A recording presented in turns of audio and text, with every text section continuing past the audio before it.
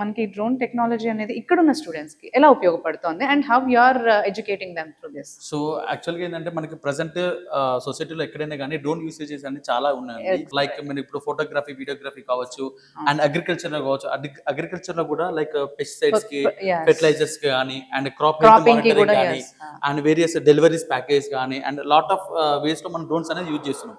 And main గా Kaveri drone యూనివర్సిటీలో మనకి డ్రోన్ అకాడమీ సపరేట్ గా ఉంటుందండి.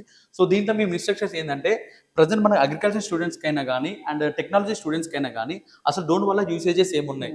అండ్ ఇంకోటి విషయం ఏంటంటే మనకు మెయిన్ గా ఎవరైనా కానీ మనకు కార్ డ్రైవింగ్ కి లైసెన్స్ ఎలా ఇంపార్టెంటో, each and every drone fly చేయాలన్నా కూడా ప్రతి స్టూడెంట్ కానీ ప్రతి పర్సన్ కి లైసెన్స్ అనేది చాలా ఇంపార్టెంట్. సో ఆ పైలట్ లైసెన్స్ మనం రిమోట్ పైలట్ సర్టిఫికేట్ అంటాము. మన స్టూడెంట్స్ కి ఇంటర్నల్ స్టూడెంట్స్ అయినా కానీ, ఎక్స్టర్నల్ స్టూడెంట్స్ అయినా కానీ ఈ డ్రోన్ అకాడమీలో ఎవరైనా ట్రైనింగ్ తీసుకుంటే మనకు వాళ్ళకి టోటల్ గా ట్రైనింగ్ ఇచ్చేసి మనం రిమోట్ పైలట్ సర్టిఫికేట్ అంటాం, ఆ లైసెన్స్ అది ప్రొవైడ్ చేస్తాం. సో ఇన్ కేస్ మన స్టూడెంట్స్ ఇక్కడ నుంచి పాస్ అవుట్ అయ్యి వెళ్ళిపోయినా కానీ ఆ లైసెన్స్ తో వాళ్ళు డిఫరెంట్ ఆపర్చునిటీస్ లో వెళ్ళిపోవచ్చు.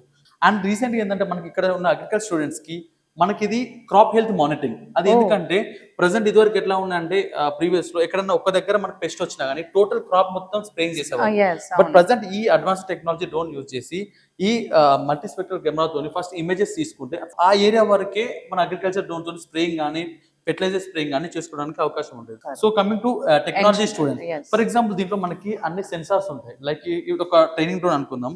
దీంట్లో ఫ్లైట్ కంట్రోలర్, లైక్ మనకి వెహికల్స్ కి ఇంజన్ లాగా దీంట్లో ఫ్లైట్ కంట్రోలర్ అనేది చాలా ఇంపార్టెంట్. అండ్ దీంట్లో రకరకాల సెన్సర్స్ ఉంటాయి.